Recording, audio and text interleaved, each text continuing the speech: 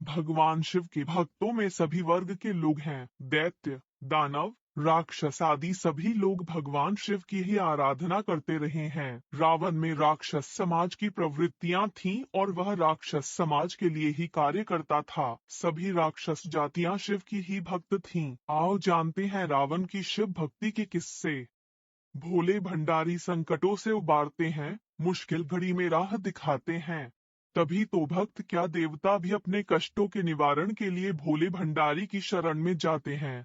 शिव का ऐसा ही एक धाम है बैजनाथ धाम। कांगड़ा के बैजनाथ धाम में महादेव के सबसे बड़े भक्त ने अपनी भक्ति की परीक्षा दी थी।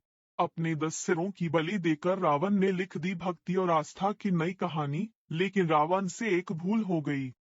हिमाचल की खूबसूरत और हरी भरी वादियों में धौलाधार पर्वत श्रृंखलाओं के बीच बसा प्राचीन शिव मंदिर महादेव के सबसे बड़े भक्त की भक्ति की कहानी सुनता है।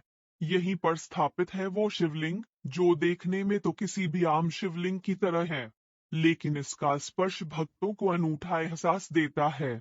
इस शिवलिंग की आराधना भक्तों में असीम शक्ति भर देती है, क्योंकि ये रावण का वो शिवलिंग है जिसकी वो पूजा करता था।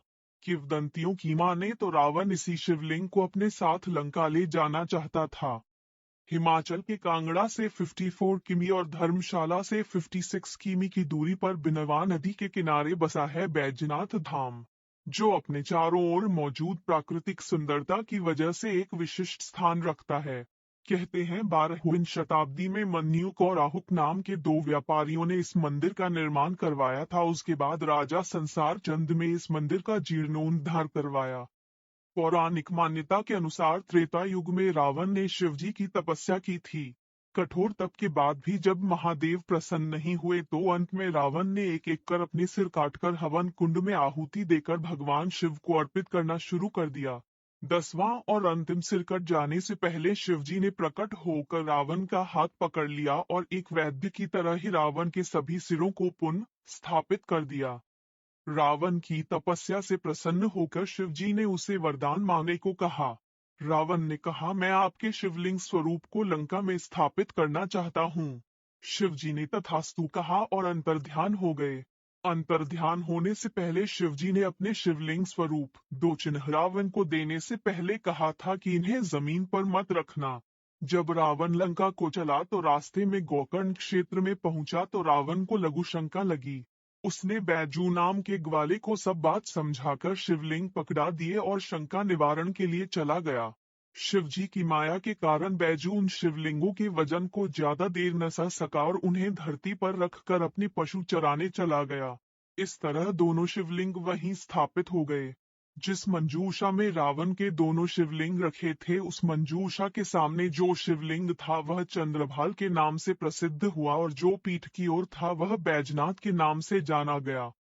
रावण की इस तपस्थली में शिव के प्रति उसकी भक्ति के सम्मान स्वरूप आज भी दशहरा के महापर्व पर रावण दहन की प्रथा नहीं है, बल्कि यहाँ भगवान के साथ उनका परम भक्त पूजा जाता है। नागरा शैली में बना बैजनाथ मंदिर शिल्पकारी का उत्कृष्ट नमूना है। मंदिर में प्रवेश के 4 द्वार धर्म, अर्थ, कर्म व मोक्ष को दर्शाते हैं और कहते हैं जो भी श्रद्धालु धर्म के रास्ते मंदिर में प्रवेश कर अर्थ और कर्म द्वार को पार करता है वो निश्चित ही मोक्ष को प्राप्त करता है।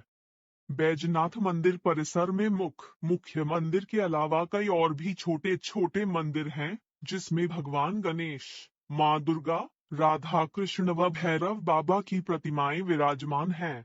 कहते हैं कि बैजनाथ धाम में भगवान शिव की पूजा तब तक पूरी नहीं होती जब तक भक्त राधा कृष्ण मंदिर में अपना शीश न झुका लें। माघ कृष्ण चतुर्दशी को यहाँ विशाल मेला लगता है, जिसे तारा रात्रि के नाम से जाना जाता है। इसके अलावा महाशिवरात्रि और सावन के महीने में शिव भक्तों की भारी भीड़ उमड़ती है। देश के कोने कोने से शिव भक्तों के साथ विदेशी पर्यटक भी यहाँ आते हैं और मंदिर की सुंदरता को देखकर भाव विभोर हो जाते हैं। शिव भक्त रावण। कहा जाता है कि एक बार रावण जब अपने पुष्पक विमान से यात्रा कर रहा था तो रास्ते में एक वन क्षेत्र से गुजर रहा था। उस क्षेत्र के पहाड़ पर शिवजी ध्यानमग्न बैठे थे। शिव के गण नंदी ने रावण को रोकते हुए कहा कि इधर से गुजरना सभी के लिए निषिद्ध कर दिया गया है, क्योंकि भगवान तप में मगन हैं। रावण को यह सुनकर क्रोध उत्पन्न हुआ। उसने अपना विमान नीचे उतारकर नंदी के समक्ष खड़े होकर नंदी का अपमान किया और फिर जिस पर्वत पर शिव विराजमान थे उसे उठाने लगा। यह देख शिव ने अपने अंगूठे से पर्वत को दबा दिया, जिस कारण रावण का हाथ भी दब गया और फिर वह शिव से प्रार्थना करने लगा कि मुझे मुक्त कर दें। इस घटना के बाद वह शिव का भक्त बन गया।